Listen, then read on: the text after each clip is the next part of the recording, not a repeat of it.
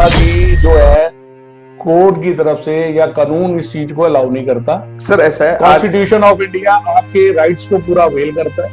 आपके घर आगे कोई बदमाशी नहीं कर सकता, कोई आपसे रिकवरी के लिए आपसे गाली गलौज नहीं कर सकता, ना किसी तरह का को आपको उत्पीड़न दे सकता है। मेंटली फिजिकली दोनों तरह से आपको जो है इसका सोल्यूशन यही है कि सर आप अपने राइट्स को पहले तो अपने राइट्स को जानिए। सबसे पहले आप ये जानिए कि आपके कानूनी अधिकार क्या है, आपके संवैधानिक अधिकार क्या है, कॉन्स्टिट्यूशनल राइट्स कौन से हैं, फंडामेंटल राइट्स क्या हैं, और फिर इन चीजों के बावजूद आप अपनी लाइबिलिटीज को भी तेरे केस मैं कर रहा हूं जिसके अंदर मैं ये तो नहीं कह सकता कि दुनिया आधी झूठी है या आधी सच है या सच है या झूठ है, पर नंबर ऑफ केसेस आज की डेट में सबसे बड़ी प्रॉब्लम ये है बच्चों के बीच में टेम्परमेंटल डिफरेंस। सर आपने एक कहावत सुनी होगी कि नीम में ड्रीम खतराए जा जी, तो मुझे कहना नहीं चाहिए अपने प्रोफेशन के बारे में। कई एडवोकेट्स तो ऐसे हैं कि जो कॉपी पेस्ट करते हैं एलिगेशंस को, ठीक है ना जी, वो सिर्फ इतना जानना चाहते हैं लड़की पक्ष से भाई इसके घर में ननंदे कितनी हैं। की सबसे बड़ी परेशानी है आज की जो जनरेशन है, यंग जनरेशन, उसका अनएम्प्लॉयड। दूसरा है सोसाइटी, आपका बच्चा किस सोसाइटी में कैसे बड़ा हो रहा है आपको जानने के बावजूद भी कई बार आप ध्यान। तो मैंने उस समय ये देखा कि देखिए जीत सत्य की होती है, वो सच्चाई है, इसलिए हम सत्य में ज्योति हैं। पर एक क्लाइंट के लिए चड्ढा साहब जो थे अमरीश पुरी साहब, उसके अंदर देखिए वो साम दाम दंड भेद कैसे भी करके पूरी कोशिश करते हैं कि उनके जो है क्लाइंट को रिलीफ मिले। और वो दोस्तों नमस्कार, आदाब, सत श्री अकाल। दोस्तों मेरा नाम है धर्मवीर जारवाल। दोस्तों बड़े बूढ़ों ने एक बड़ी अच्छी बात कही है, बड़ी अच्छी कहावत भी है, और अधिकतर लोग इस बात को मानते भी हैं कि भगवान, डॉक्टर, पुलिस और वकील, इन तीन से बचाएं। पर सच्चाई ये भी है कि आज के जमाने में, आज के टाइम में जो चल रहा है हमारे देश के अंदर, तो उसमें कहीं ना कहीं डॉक्टर से तो खैर वकील साहब नहीं बचा सकते, पर पुलिस से वकील साहब जरूर बचा सकते हैं। दोस्तों आज हमारे स्टूडियो में मौजूद हैं आकाशदीप मलिक साहब, और सुप्रीम कोर्ट के वकील हैं। सर मैं सबसे पहले तो आपका बहुत बहुत स्वागत हमारे स्टूडियो में। मैं चाहूंगा हमारे जितने भी दर्शक आपको देख रहे हैं एक छोटा सा अपना परिचय उनको जरूर दें आप। मेरा नाम आकाशदीप मलिक है, मैं सुप्रीम कोर्ट और डिस्ट्रिक्ट कोर्ट, हाई कोर्ट्स के अंदर प्रैक्टिस करता हूँ जी। बेसिकली क्रिमिनल लॉयर्स हूँ, इसके अलावा भी सिविल सूट्स वगैरह देखता हूँ जी। अभी हमारे साथ मेरी सेकंड जनरेशन, मेरा बेटा भी एडवोकेट बन गया है, जो कि मेरे साथ जुड़ गया है, जिससे मैं आगे लोगों की जो सेवा करता हूँ उससे मुझे ज्यादा सेवा करने का अवसर प्रदान हुआ। मलिक साहब आपके बारे में हमारी टीम ने बहुत अच्छी रिसर्च की है और काफी सारी जानकारी हमने जुटाई है, उनके बारे में बात करेंगे। पर मैं उससे पहले ये जानना चाहूंगा कि जो अभी मैंने आपकी कहावत सुनाई कि भगवान, डॉक्टर, पुलिस और वकील से बचाए। देखिए हमारा सबका पालनहार, हमारा इष्ट, हमारे परमात्मा जी, जिसके ऊपर हमारी सबकी आस्था है, वो तो सर्वज्ञ है, सर्वज्ञ होने के साथ साथ सर्वोच्च है। उसके बाद अगर आपको किसी प्रॉब्लम में आप फंसते हैं, जैसे आप बीमारी में फंस जाते हैं, तो भगवान के बाद आपको डॉक्टर ही बचा सकता है। किसी विवाद में फंस जाते हैं तो ईश्वर के बाद आपको वकील ही बचा सकता है। बिल्कुल। तो हम लोगों की जो ये कार्य है, जो प्रोफेशन है, ये समाज के लिए है ही इसलिए नहीं, बट हम लोग आपको सर्व करते हैं, हम लोग आप ही के लिए जो है अपना संज्ञान लेके चलते हैं, और अपनी हमारी जितनी भी एजुकेशन है, जितने भी एक्सपीरियंस है, सब आप लोगों के लिए यूज करते हैं, आपके अच्छे के लिए सब कुछ यूज करते हैं। नहीं, पर मलिक साहब एक बात है इसमें, जैसे कि बहुत सारे वकील ऐसे देखे गए हैं जिनका मैंने भी ऐसा, मुझे भी ऐसा एक्सपीरियंस मिला है, और मैंने कई लोगों को ऐसा देखा भी है कि वकील साहब कई बार अपने क्लाइंट को पैसे बनाने के चक्कर में तारीख पे तारीख देखिए ये जो पहले जमाने की जो इस तरह की वकालत होती थी ना, आज जमाने में वो नहीं चलती।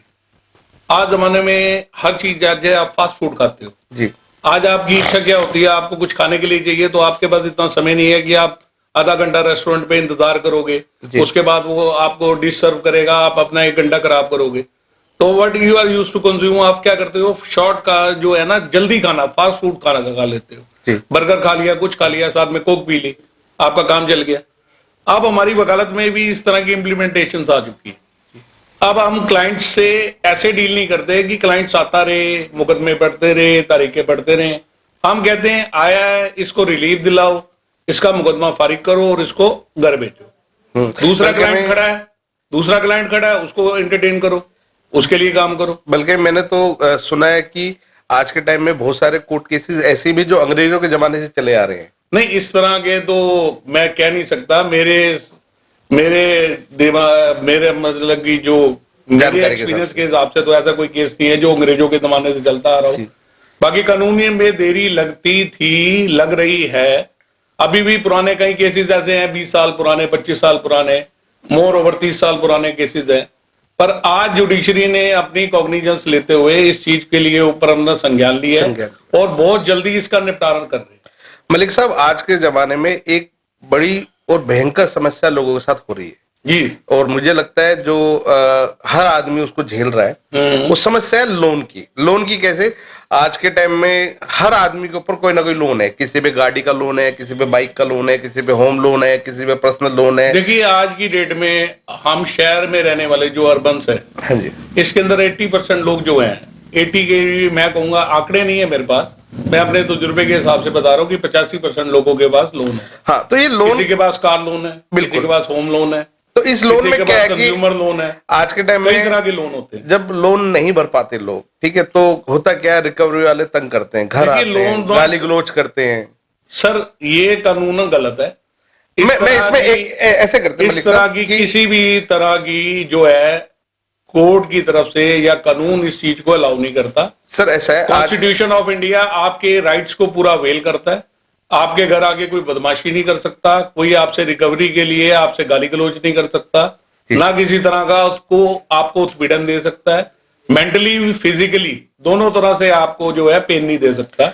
मतलब अगर आप एक लोन ले लिया, आप नहीं भर पा रहे तो रिकवरी वाले के आपके घर नहीं आ सकते? नहीं, रिकवरी वाले अपना एग्जीक्यूटिव भेज सकते हैं सिर्फ मुझे इंटीमेट करने के लिए कि सर वो जो आते हैं वो तो रिकवर एग्जीक्यूटिव थोड़ा होता है, वो तो गुंडे होते हैं, वो तो लड़ाई झगड़ा एग्जीक्यूटिव की शक्ल में सारे गुंडे आते हैं जी, तो सबको पता है। इसके लिए जो कंज्यूमर है जिसने लोन ले रखा है, वो इसके लिए क्या उसके पास इलाज है, क्या उपाय है? रेमेडी है, यू कैन कॉल 100 नंबर। अच्छा, आप सीधा सा 100 नंबर पे अपना, और अगर पुलिस, अब मेरे ख्याल 109 या 119 नंबर हो गया है, आई डोंट नो। हाँ जी, और 112 आप सीधा पुलिस को कॉल करिए और पुलिस को बुला के उसको उसके तो इसमें अगर मान लीजिए पुलिस भी काम नहीं करती है, या पुलिस कहते भैया आपने लोन लिया आप भरो, या ये आएंगे? सर एक्चुअली पुलिस के पास सीधा सा एजेंडा ये है कि पुलिस आपको हमेशा कहेगी कि जी रिकवरी के लिए हम नहीं बैठे। ठीक, अगर आपके साथ कोई अपराध हो जाता है या अपराध होने की संभावना है, या किसी तरह से आप मान लीजिए कि अपराध होना मतलब कि अपराध नहीं हुआ, आपसे मौखिक अपराध हो गया, फिजिकली अपराध नहीं हुआ, मौखिक अपराध हो गया, उस चीज को आप कैसे कॉर्पोरेट करते हैं? उस चीज के लिए आपके पास है तो कुल मिला के पुलिस ही ना। नहीं मलिक साहब, मैं जो जानना चाह रहा हूँ ये है कि अगर पुलिस उसमें संज्ञान नहीं लेती तो आप उसकी रिटर्न कंप्लेंट करिए अपने नियर बाय थाने में जाके कि रिटर्न कंप्लेंट करिए। कुछ नहीं करा, मतलब क्या है कि जैसे मान लीजिए किसी ने लोन लिया, अब रिकवरी वाले आते हैं, उसको गाली गलौज करते हैं, ठीक है, और उसको तंग करते हैं, तो उस कंडीशन में मान लीजिए आदमी पुलिस के पास जाता है, 100 नंबर पे कॉल करता है, पुलिस नहीं करेगी, फिर क्या करे आदमी? आज की डेट में ऐसी घटनाएं पहले से बहुत कम हो गई है, पर ऐसा नहीं है कि खत्म हो गई है, नाराज नहीं हुई। बिल्कुल सर, आज भी लोगों की गाड़ियां रोड पे छीन लेते हैं रिकवरी वाले। आज देखिए, गुंडागर्दी तो बैंक अपनी जो है करते ही करते हैं, नेशनलाइज गुंडागर्दी कम करते हैं, तो सर सोल्यूशन क्या है? ज्यादा करते हैं। सोल्यूशन क्या है इसका? प्राइवेट बैंक, इसका सोल्यूशन यही है कि सर आप अपने राइट्स को पहले तो अपने राइट्स को जानिए।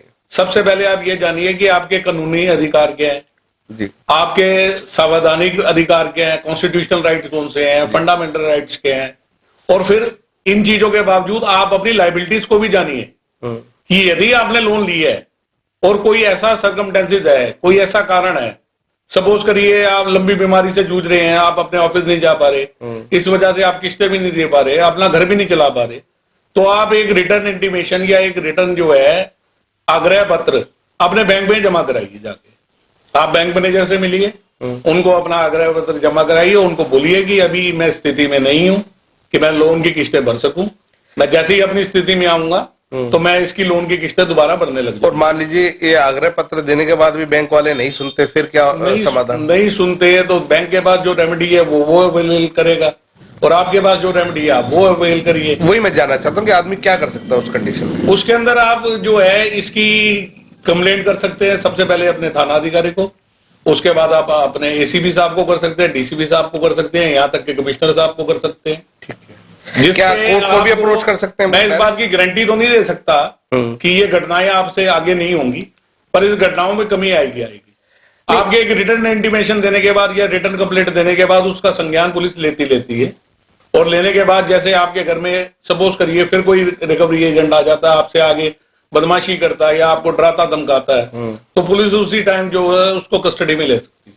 ठीक है, मान लीजिए अगर पुलिस नहीं सुनती तो क्या कंज्यूमर कोर्ट को अप्रोच कर सकता है? नहीं, कंज्यूमर कोर्ट इसमें कहीं भी लागू नहीं करता, क्योंकि कंज्यूमर कोर्ट में इस तरह की किसी कार्रवाई को नहीं इनिशिएट किया जा सकता।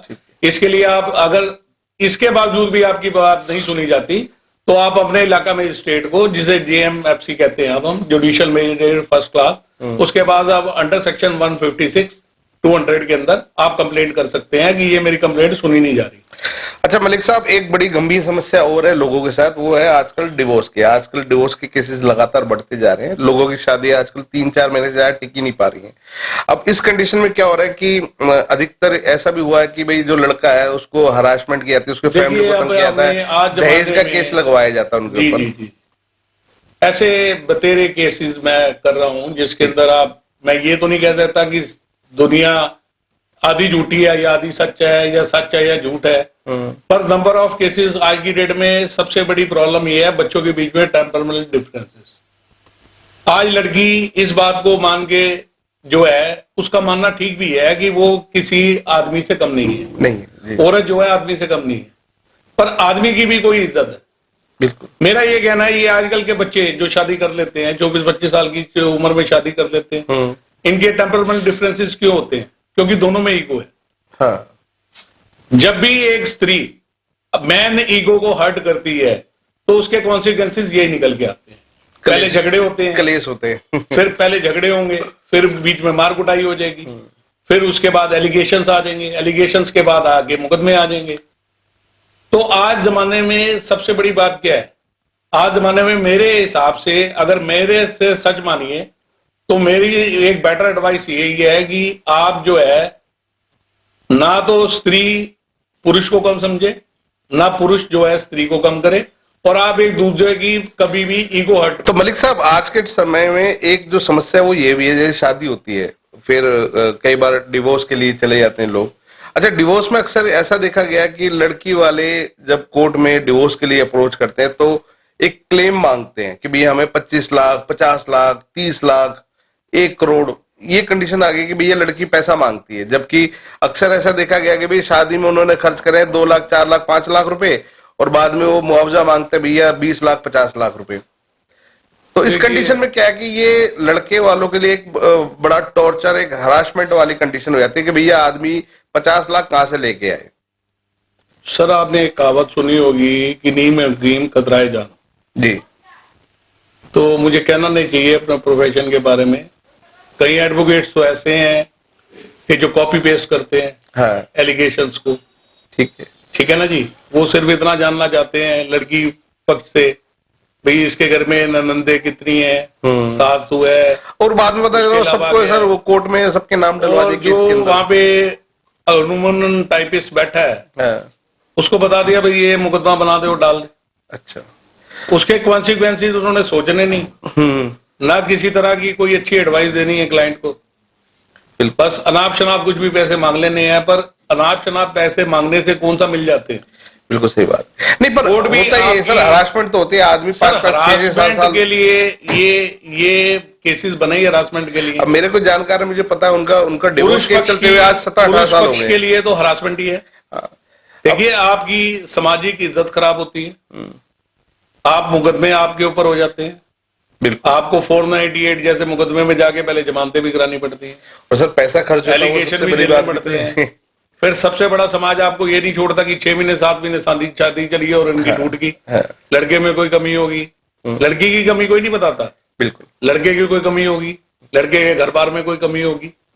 मैंने ऐसी बड़ी इनोसेंट और ऐसी जस्टिफाइड फैमिलियां देखी हैं कि जिनकी मैं खुद गारंटी ले सकता हूं कि वो एक बहुत अच्छी और बहुत जो है सामाजिक फैमिली है, बट उनको समाज में उनका कोई रुतबा है और समाज में उनकी कोई इज्जत है और बहुत अच्छे लोग हैं, उनके साथ भी ऐसे हादसे हो जाते हैं तो आप क्या करेंगे? बिल्कुल।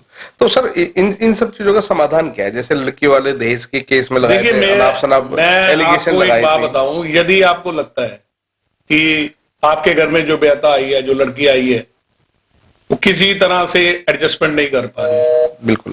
ये आपको लगता है, पहले तो देखो आदमी कोशिश करेगा, कितना टाइम भी निकले, साल 2 साल, हर आदमी सोचता है कि अब सेटल हो जाएगा, अब सेटल हो जाएगा, थोड़ा सा अपना मूड स्विंग चेंज होंगे, या टेम्पर लेवल में कोई कमी आएगी, या इसको सद्बुद्धि देगा ईश्वर, तब कोई बात बनेगी। आदमी हर कोई पहले तो कोशिश करेगा, जो उसने भी, आप उन माँ बाप का सोचिए जो कि आज जमाने में 1,50,00,000 रुपए या 25 लाख रुपए, आप सोना ही देख लीजिए, 80,000 रुपए तो सोना हो गया। बिल्कुल। अगर मैंने मरे से मरा गरीब आदमी भी 10 तोले सोना देता तो 8 लाख रुपए का तो उसने सोना दे दिया, और 2-4-5 लाख रुपए रिसेप्शन के लगा दिए, 2-4-5 लाख रुपए खाने पे लगा दिए। एक गरीब आदमी भी आज 25-50 लाख रुपए से कम की जो मिडिल क्लास फैमिली है, वो इतना खर्चा करता है, और इतना खर्चा करने के बाद उसकी 3 महीने बाद या 4 महीने बाद या 6 महीने बाद बेटी घर आ जाती है, उसके दिल पे क्या बीतती होगी। पर सर कहीं ना कहीं और उसके बावजूद सुनवाई उसकी है, पुरुष पक्ष की सुनवाई नहीं। मैं इसी पे आ रहा था कि आज के क्या है समाज में, आप मेरे को एक बात बताइए, क्या है समाज में जितने भी तलाक हो रहे हैं सबका जिम्मेवार पुरुष है? पुरुष है, बिल्कुल। मैं इसी बात पे आ रहा था कि हर बात में आज के टाइम में हम किस आधार पे महिलाओं ऐसा की कह सुनी सकते हैं? जाती है, महिलाओं की सबसे पहले सुनवाई होती है कि लड़की ने अगर देखिए, बोल दिया महिलाओं कि मेरे से को- दहेज मांग रहे हैं, तो पता चल रहा है कि भैया फैमिली को उठा के ले गए। देखिए, महिलाएं जो है उनको वो सम्मान की पात्र हैं, वो प्यार की पात्र हैं, ठीक है ना जी। उसके साथ हमें उनकी स्पेशल केयर करना पड़ती है, क्योंकि वो महिलाएं हैं। हमारी माँ भी एक महिला है, हमारी बहन भी एक महिला है, बिल्कुल। हम जिसको अपने घर ब्याह के लाए हैं वो भी एक महिला है। अगर हम उनका मान सम्मान प्यार नहीं करेंगे तो हमारा जीवन कैसे कटेगा? हम अपने जीजा से क्यों एक्सपेक्ट करते हैं कि वो हमारी बहन को बहुत अच्छे से रखे? बिल्कुल। वैसे ही उसके परिवार वाले भी हमारे से यही उम्मीद रखते होंगे। अब ये डिफरेंसेस आते क्यों हैं, या ऐसा क्लैश होता क्यों है? ऐसा क्लैश कब होता है? कई बार क्या होता है, लड़की ज्यादा कमाती है, आदमी कम कमाता है। आदमी थोड़ा सा, आपको पता ही है आज जमाने में हर बच्चा जो है थोड़ा सा अपना शाम के टाइम पे घूमना फिरना खाना पीना ये रहता ही है। बिल्कुल। इसी चीज को एजेंडा इसी चीज से शुरू होता है। आप शराब पी के आते हो जी, आप सिगरेट बहुत पीते हो जी, आप घर टाइम पे नहीं आते जी, आप ऐसा रहते कहीं है। अब कई आदमी तो जेन्युइनली बिजी हैं, वो अपनी जॉब को सडनली आगे बढ़ाते हुए ओवर टाइम करते हैं। ओवर टाइम करने के बाद आज पोल्यूशन में रह रहे हो, आप इतनी बुरी परिस्थितियों में रह रहे हो।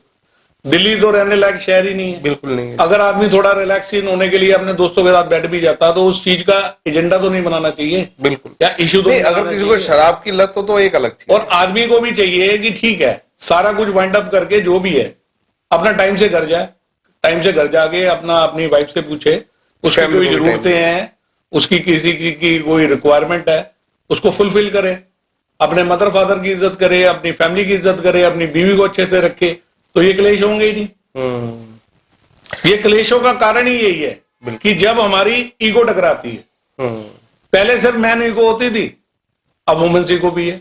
हाँ, और क्यों ना हो, औरतें किसी से कम नहीं है। बिल्कुल। अगर हम ये ऐसी सोच रखते हैं कि औरतें किसी से कम है, तो हमारी ये सोच निराधार है। बिल्कुल बिल्कुल फैक्ट है। ना पुरुष किसी से कम है, ना औरतें किसी से कम है, दोनों इक्वल है। बिल्कुल। मेरी नजर में तो दोनों इक्वल है, सबको समान अधिकार है, सबको समान जीने का तरीका आता चाहिए, सबको अपनी फ्रीडम होनी चाहिए। अच्छा, पर उसके बावजूद एक दूसरे का सम्मान आना चाहिए। मलिक साहब, एक चीज पे मैं रोशनी डालना चाहूंगा आपकी भी जी। कि चलो ठीक है, ये सब केसेस तो चलते रहेंगे, और मुझे लगता है कि ये डिवोर्स केसेस या ये महिला और आदमी में समानता का ये जो कलेश है, ये तो शायद हमेशा ही चलता रहेगा और हमेशा से रहा ही है। पर मैं ये जानना चाहता हूँ कि आपको या आप इस बात से किस तरह सहमत है कि हमारे यहाँ की जो न्याय प्रणाली है वो भी ठीक नहीं है। कहने का मतलब ये है कि अगर किसी आदमी को एक महिला के साथ या एक महिला को एक पुरुष के साथ नहीं रहना, उनको डिवोर्स चाहिए, तो क्या उनको 5-5 साल या 10-10 साल कोर्ट में धक्के खाने की जरूरत है?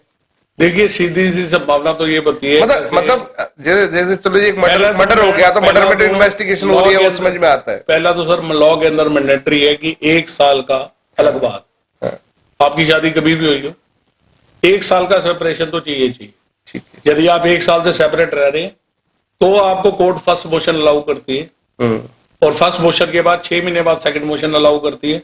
अगर आप सेकंड मोशन में भी ये बात कह देते हैं कि जी मुझे किसी परिस्थिति में मेरी यहाँ पे इसके साथ रहने की कोई संभावना नहीं है, तब कोर्ट आपको डिवोर्स डिग्री अलाउ करती है। बट सर उससे Plus पहले भी तो आपके right आपको of way वुमेन करती है। सेल और पुलिस थाने ये सब भी तो झेलने पड़ते हैं। सर ये तो झेलने ही पड़ेंगे। नहीं तो कानून की जो न्याय प्रणाली के हिसाब से जो सिस्टम बन गया, हाँ। जो रूल बुक बन गई, जो लॉ बन गए, उसके अकॉर्डिंगली तो झेलने ही पड़ेंगे। नहीं तो कहीं ना सबसे कहीं पहला कहीं ना मुकदमा कहीं ये देखिए, क्या सबसे गलत पहले चीज नहीं है आपके हिसाब से? एक इस मुकदमे में सबसे पहले CAW सेल में कंप्लेंट होती है। CAW सेल में कंप्लेंट होने के बाद जब आपकी वहां पे कोई संभावना नहीं होती समझौते की, तो फिर उसके 498 का मुकदमा 506 का बना के FIR रजिस्टर्ड कर दी जाती है, जो कि आपका दहेज उत्पीड़न का मुकदमा उसमें चलेगा। ठीक है। उसके बाद जो है एक DV एक्ट का आ जाता है, डोमेस्टिक वायलेंस एक्ट का। थर्ड मुकदमा आ जाता है आपको 125 CRPC मेंटेनेंस के लिए कि आप खर्चा मांग रहे हैं। चौथा मुकदमा आ जाता है आपका सेक्शन 13 डिवोर्स का। उसके अंदर आप क्रुएल्टी के ग्राउंड पे या दूसरे कई ग्राउंड्स पे there are so many grounds, आप किसी भी ग्राउंड के ऊपर आप मुकदमा डाल सकते हैं कि इससे तलाक चाहिए। पर बेसिकली हम इस न्याय प्रणाली के ऊपर जो है, न्याय प्रणाली बिल्कुल ट्रांसपेरेंट है। उनको कोई मतलब नहीं है कि ये उच्च घर से है, ये नीच घर से है, या ये वो तो एक अलग अलग रिच पीपल है या अपना बिल्कुल पुअर पीपल है, इस चीज से कोई मतलब नहीं है। कानून तो अपनी जगह काम कर रहा है। बिल्कुल। कानून तो ये आज भी जो है, हमारे जो प्रिंसिपल जजेस बैठे हुए हैं फैमिली कोर्ट के अंदर, वो आज भी इसको समझाने की कोशिश करते हैं, काउंसलर अपॉइंट करते हैं, मीडिएटर्स अपॉइंट करते हैं, अभी समझा बुझा के शायद कोई घर बचता हो तो बचा लिया जाए। पर जब उसकी संभावना नहीं होती, दोनों तरफ से जिद्दी होती है, कोई भी जो पक्ष है झुकना नहीं चाहता, क्योंकि झुके बगैर कभी भी समझौता नहीं होता। बिल्कुल। और आज के टाइम में झुकना कोई नहीं चाहता। दोनों पक्षों को कहीं ना कहीं झुकना पड़ेगा, कुछ ना कुछ कॉम्प्रोमाइज करना पड़ेगा, तब घर जुड़ा रहेगा। अच्छा, अगर ये दोनों पक्ष एक दूसरे के साथ नहीं जुड़ते या एक दूसरे से किसी तरह का समझौता नहीं करते, झुकाव नहीं लाते, तो फिर अंत में तो डाइवोर्स होना ही। अच्छा सर, आज के टाइम में जैसे दिल्ली के अंदर पिछले लगभग 7-8 साल से लॉ एंड ऑर्डर का जो इशू बड़ा भयंकर हो गया, मतलब यहाँ क्राइम दिन ब दिन बढ़ता जा रहा है। और सर क्राइम बढ़ने की सबसे बड़ी परेशानी है आज की जो जनरेशन है, यंग जनरेशन, उसका अनएम्प्लॉयड होना। दूसरा है सोसाइटी। आपका बच्चा किस सोसाइटी में कैसे बड़ा हो रहा है, आपको जानने के बावजूद भी कई बार आप ध्यान नहीं देते। बिल्कुल। तो फिर वही बात है भाई, चोर की संगत में चोर और साथ की संगत में साथ। बिल्कुल। अब होता क्या है सर, अनएम्प्लॉयमेंट सबसे बड़ा इशू है आज के टाइम में बढ़ने का। पुलिस वाले भी, जैसे मैंने देखा अक्सर रोड पे जैसे बैरिकेड लगाए खड़े होते हैं, अननेसेसरी लोगों को गाड़ी रुकवा के उनके पेपर देखे जाते हैं। अच्छा, एक बड़ा इशू है दिल्ली के अंदर कि दिल्ली में 5-6 बजे के बाद फिर अधिकतर लोग शराब ड्रिंक एंड ड्राइव कर रहे होते हैं। तो ये भी एक बड़ा इशू उठता है कि भाई ड्रिंक एंड ड्राइव में आदमी, मान लो किसी ने एक पैक लिया या एक बियर पी के घूम रहा है वो, और पुलिस वाले ने रोका और चेक करा कि भाई इसने ड्रिंक एंड ड्राइव कर रखी है, और उसका उठा के थाने ले आते हैं। पहले तो उसको 2-4 घंटे बिठाया जाता है, फिर 5-7 हजार का चालान काट दिया जाता है, उसकी गाड़ी सीज कर दी जाती है। ये इसके बारे में थोड़ा सा आप हमारे जितने भी लोग देख रहे हैं, बिल्कुल ड्रिंक एंड ड्राइव के विरोध करता हूँ। बिल्कुल नहीं होना भी चाहिए। देखिए ये एक अच्छाई नहीं है, बिल्कुल ये एक सामाजिक अच्छाई नहीं है जिसका मैं समर्थन करूं। बिल्कुल। ड्रिंक एंड ड्राइव बड़े ही खतरनाक चीज है।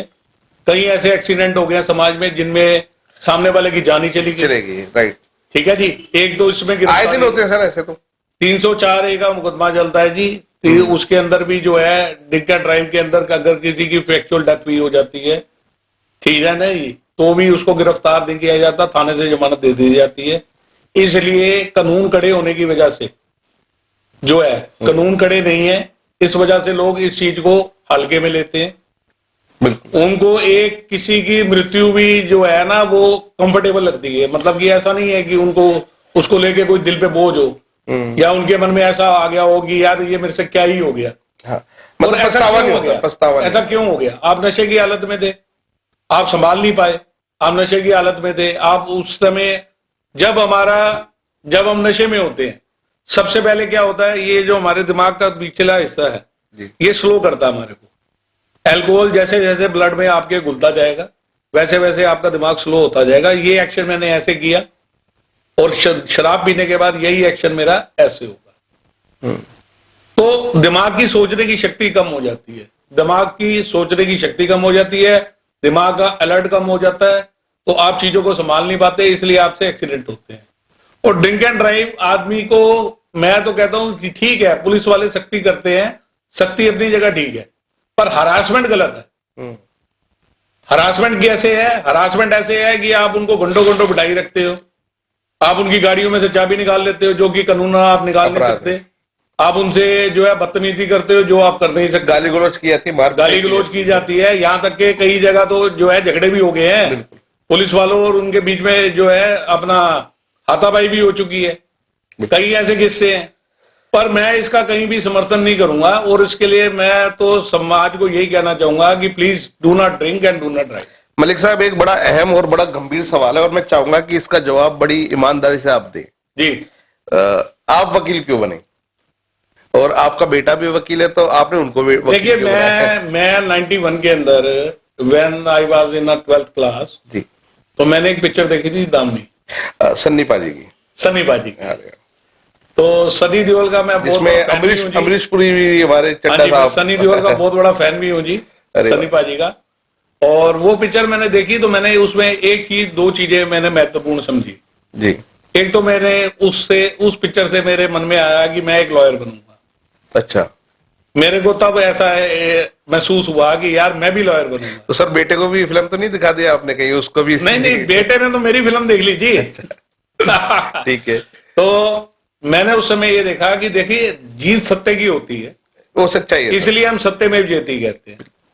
पर एक क्लाइंट के लिए चड्डा साहब जो थे, अमरीश पुरी साहब, जी। उसके अंदर देखिए वो साम दाम दंड भेद कैसे भी करके पूरी कोशिश करते हैं कि उनके जो है क्लाइंट को रिलीफ मिले और वो इस आरोपों से बच के बरी हो जाए।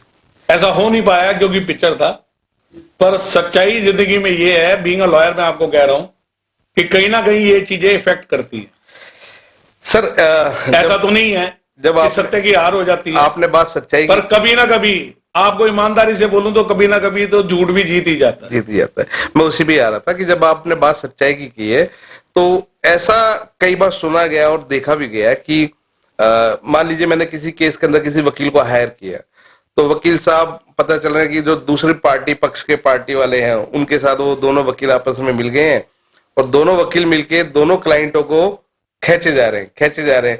जो केस 1 या 2 या 3 हियरिंग में सुलझ सकता था, उसको जानबूझ के उलझा के लंबा चलाए जा रहे हैं। या फिर पता चला वकील साहब होगी, आपस में सेटिंग होगी, वकील साहब ने बोला भैया तू हमारे साइड से ये कुछ पकड़ दक्षिणा और इस केस को टांगता रहे, या हम जैसे बोलेंगे वैसे करता रहे। तो इस बात में कितनी सच्चाई है? देखिए, संभावनाएं तो हर जगह, बिल्कुल सर। ऐसा तो नहीं है कि मतलब आप इस बात को मानते हैं कि ऐसा होता है? नहीं, ऐसा होता है जी, पर अनूमन ऐसा होता है, मैं ये नहीं कह रहा। बिल्कुल। पर हर चीज 100 में मान लीजिए अगर 5 या 10 वकील भी ऐसे हैं, लिमिट है। देखिए, इस पे डिपेंड करता है आपका जमीर क्या कहता है। मैं भी एक लॉयर हूं, मेरे साथ मेरे ऐसे हजारों दोस्त, ऐसे लाखों दोस्त होंगे जो लॉयर हैं।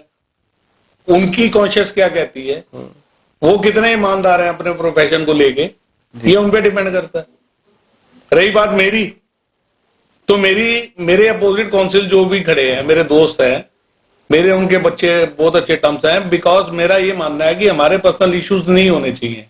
आप अपना काम कर रहे हो, मैं अपना काम कर रहा हूं, उसके बावजूद हम बरादरी भाई है। बिल्कुल। तो हमें झगड़ा नहीं करना, पर हमें एक दूसरे से मिलना है, तो भाईचारे में मिलना है, प्रोफेशनली नहीं मिलना। बिल्कुल। आपने उसको रिप्रेजेंट करना है जो आपका क्लाइंट है, मैंने उसको रिप्रेजेंट करना है जिसके क्लाइंट है, और मेरी प्रायोरिटी और ईमानदारी यही होनी चाहिए कि मेरे क्लाइंट को रिलीफ मिलना चाहिए हर हाथ तक। अच्छा। मैं उसके लिए जो कुछ कर सकता हूं, जहां तक कर सकता हूं, मैं उतनी कोशिश और उतना परिश्रम करूंगा ताकि उसको, क्लाइंट को मेरे रिलीफ मिले। यही मेरा मेन एजेंडा है और यही मेरा फर्ज बनता है। अच्छा सर, इस बात में कितनी सच्चाई है कि अधिकतर वकील साहब, अधिकतर नहीं, मैं तो ये कहूंगा कि सभी वकील साहब पुलिस वालों को खूब डराते हैं और पुलिस वालों की बड़ी हवा खराब रहती है वकील साहबों से। भाई है ना हमारे छोटे। अच्छा, ऐसा है सर। हम एक ही सालू के, एक ही पहलू के, तो एक सिक्के के दो पहलू है, एक हेड्स है और एक टेल्स है। तो पुलिस वाले जब अपनी आई पे आते हैं तो वकीलों को डरा देते हैं, जब वकील अपनी आई पे आते हैं तो पुलिस वालों को डरा देते हैं। अच्छा, अभी कुछ रहना तो सबने इकट्ठा ही है। अभी आपने खबर सुनी होगी सर कि गाजियाबाद में जज साहब और वकील साहब आपस में भिड़ गए कोर्ट के अंदर। एक्सेप्शनल केस है। नहीं तो ये ऐसा इसके एक्सेप्शनल केस है, चलते रहते हैं। लोग सिर्फ भड़कावे में आ जाते हैं, ऐसा हो गया, जज साहब ने ऐसा कह दिया, वैसा कह दिया, या वकील साहब ने ऐसा कह दिया, वैसा कह दिया। जड़ तक जानने के लिए किसी को जरूरत नहीं होती। ठीक है, वही बात है कि आपके घर के बाहर, आपके मोहल्ले के बाहर शोर मचा, गोली चल गई जी, गोली चल गई, क्यों चली, किस लिए चली, किसने चलाई, ये बात मानने को कोई तैयार नहीं है। बस दुनिया जिधर भाग रही है उधर दुनिया भागने लग जाएगी। बिल्कुल, अपनी बुद्धि का भी तो आप प्रयोग करिए। अच्छा, एज ए वकील सर, क्योंकि आप वकालत में है, वकील हैं, तो हमारे देश की जो न्याय प्रणाली है, कानून व्यवस्था है, इसको लेके आप क्या सोचते हैं कि क्या क्या इसके अंदर कमियां, उन कमियों को किस तरीके से ठीक किया जा सकता है? सर कमियां नहीं है, बेसिकली हम अभी भी पिछड़े होके चल रहे हैं। अच्छा, कानून में हमारे कमी नहीं है। अभी हमारे भारत सरकार ने कमी क्यों नहीं है कि आपसे मैं एक बात पूछना चाहूंगा। मैं उसकी कमियां भी बताऊंगा। नहीं, मैं एक सवाल कर लेंगे पहले सर कि आपने कहा कमी नहीं है, तो मैं ये पूछना चाहूंगा कि एक आदमी ने मर्डर किया, ठीक है, अरेस्ट हुआ, 2 साल 3 साल उसका ट्रायल चला, उसके बाद वो बरी हुआ, मतलब उसको जमानत मिल जाती है, 5 साल 10 साल केस चलता है, तो पता चलता है कि भैया वो आदमी तो वहां था ही नहीं। सर इसमें कानून की कमी नहीं है ना, ढीला और लचीला। हाँ, मतलब जो भी है सर, ढीला हो तो यही रहा है ना, लड़कियों के हमारे कमी होना एक अलग चीज है। हमारे देश में लड़कियों के कितने अपराध होते हैं सर, कितनों को सजा होती है। मेरी बात सुनो, मेरे अंदर अगर विटामिन सी की डेफिशिएंसी है तो मैं कमजोर तो नहीं हूं। एक विटामिन सी की डेफिशिएंसी है, कमजोर तो नहीं हूं। सर सलमान खान ने हिट एंड रन केस में पकड़ा गया। देखिए हमारे पहले तो ये हुआ कि सलमान खान ने शराब नहीं पी थी, ठीक है, उसके बाद बात आई कि सलमान खान का ड्राइवर गाड़ी चला रहा था, फिर उसके बाद आ गई कि सलमान खान तो था ही नहीं। ये मैं आपको एग्जांपल पहले ही दे चुका हूं कि कहीं ना कहीं झूठ जीत जाता है कभी कभार। पर हमारे यहाँ तो मोस्टली केसेस में मैं देखता हूँ कि झूठ ही जीत पाता है, सच्चाई को तो शायद नहीं। ये आपका अपना पर्सनल जो है सोच रही हो। नहीं सर, मैं भी केसेस के आधार पर बात कर रहा हूँ। बीइंग अ प्रोफेशनल मैंने ये देखा है कि अधिकतम जीत तो सत्य की है। बिल्कुल, पर मैंने कई बारी जिक्र की है, कई बारी मैं आर्गुमेंट्स करता हूँ, कई बारी मैं एविडेंसेस को मिसलीड भी जो नहीं कह सकते, मतलब कि मिसलीड करा दिए जाते हैं या कैसे भी उसका फायदा उठा लिया जाता है। हम लोग भी उठाते हैं, सच्चाई ये है। पर अधिकतम जो है, अधिकतम केसेस सच के बिना पे सच्चाई में ही जीत होती है। मलिक साहब, इस बात में कितनी सच्चाई है जो मैंने सुना है? मैनिपुलेट किया जा सकता है सर, बिल्कुल छुपाया नहीं जा सकता।